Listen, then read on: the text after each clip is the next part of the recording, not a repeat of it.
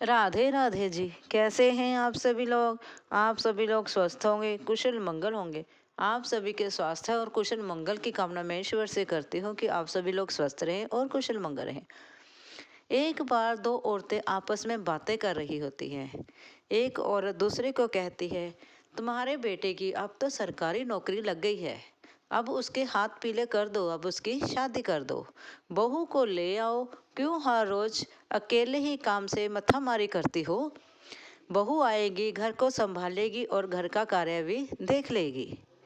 और वह कहती है, हाँ, अब तो मैं बेटे की शादी कर ही दूंगी और बहू को ले आऊंगी। लेकिन ऐसे ही थोड़ा, बेटा मेरा सरकारी नौकरी पर है। चाहे सरकारी तनख्वाह मिलती है, लेकिन वह कलेक्टर से कम थोड़ा ना कमाता है। इसीलिए उसके हिसाब से ही बहू लाऊंगी। कोई मुझे उसके हिसाब से लड़की मिल ही नहीं रही, जो अच्छा खासा उसको संभाल भी ले, घर को भी देख ले और अच्छी और सुशील भी हो। इतना ही वह बातें कर रही होती हैं।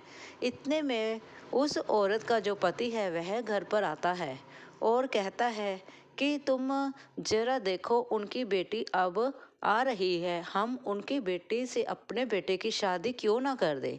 लड़की बहुत सुंदर है, सुशील है और कार्य में भी व्यस्त है, अच्छे कार्य करती है, सब कुछ संभाल लेगी, बहुत ही समझदार और सियानी लड़की है। और वह औरत देखो क्या बोलती है, जो आम हमारे जैसी महिलाएं बोलती हैं अपने बच्चों की शादी करने के लिए। वह कहती है, नहीं, ऐसे ही थोड़ी मैं अपने बेटे की शादी कर दूंगी। कुछ अच्छी लड़की मिले, कार वार मुझे दे, अच्छा दहेज दे, तभी तो मैं बेटे की शादी करूंगी। यूं ही थोड़ी मैं अपने सरकारी नौकरी वाले बेटे की शादी किसी से भी कर दूं। वह व्यक्ति कहता है, बेटे को तो पूछ लो, 34-35 साल का हो गया है, अब तो वो भी सोच रहा होगा। दहेज की डिमांड के कारण मेरी तो शादी ही नहीं कर रहे। फिर ना मैं अब घर का रहा ना घाट का रहा, इस प्रकार से वह सोच रहा होगा। वह महिला उत्तर देती है अपने पति को। वह कहती है, बेटा तो मेरा बहुत ही अच्छा है, वह कुछ नहीं कहता है। ये तो आप अपने मन से ही कह रहे हैं शादी कर दो, शादी कर दो बेटे की। लेकिन बेटे को तो पूछ लो, जैसे मैं कहूँगी बेटा तो वैसा ही करेगा। इतने में दोनों में बहस छिड़ जाती है। बहस जो छिड़ जाती है, बेटा आता है, बेटे से पूछा जाता है। वह कहता है, क्या आप लोग दहेज के पीछे पड़े रहते हैं? अच्छी सुशील लड़की देखें और शादी कर दें। क्यों? क्योंकि अब मैं 34-35 साल का हो गया हूँ, अब क्या मैं बुढ़ापे में शादी करूँगा? इतना कहते हुए लड़का जो है अपने कमरे की तरफ बढ़ जाता है। कुछ समय यूं ही निकल जाता है और रिश्ते आने भी बंद हो जाते हैं। फिर माँ सोचती है, अब तो मेरे बेटे के लिए रिश्ते ही नहीं आ रहे हैं। तब फिर एक दिन वही महिला आती है और कहती है, क्या तुमने अपने बेटे की शादी कर ली है? वह कहती है, नहीं, अभी कहाँ करी है, कुछ अच्छी घर ढंग की लड़की ही नहीं मिलती है।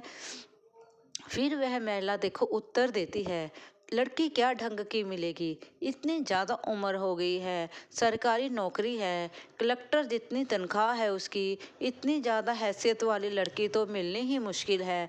इसलिए अब तुम अपने बेटे को खुद घर में बिठा के रखो और खुद पकाओ, खुद भी खाओ, बेटे को भी खिलाओ। इतना कहते हुए वह तंज कसती है और वहाँ से चली जाती है। यही हमारे समाज में हो रहा है, क्योंकि लड़के और लड़कियां देखो शादी के लायक हो गई हैं। लड़के वालों को भी थोड़ा झुकना पड़ेगा और लड़की वालों को भी झुकना पड़ेगा, तब ही एक रिश्ते का एक जो रिश्ता है वह निभ सकता है। क्योंकि अगर लड़का चाहे कि मैंने बहुत सारा दहेज लेना है और लड़के चाहे कहे कि मैं बहुत अच्छी हूँ या मैं बहुत कमाती हूँ, इस प्रकार से घर गृहस्थियाँ नहीं चलती हैं। दोनों तरफ से थोड़ा झुकाव होगा तभी रिश्ते ही बनेंगे। बहुत से लड़के और लड़कियां आज के समय में यूं ही कंवारे बैठे हैं।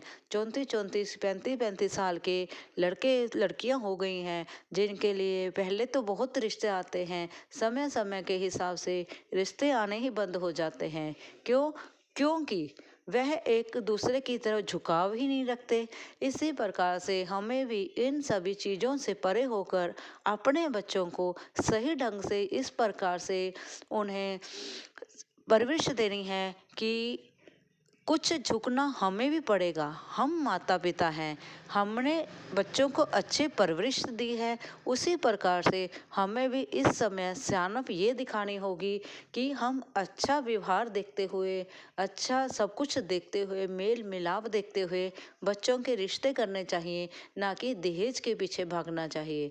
और अगर आप मेरी इस छोटी सी आज के समाज के हिसाब से वीडियो को पसंद करी आपने, तो प्लीज़ लाइक और सब्सक्राइब करें और प्रेम से बोले राधे राधे, राधे राधे।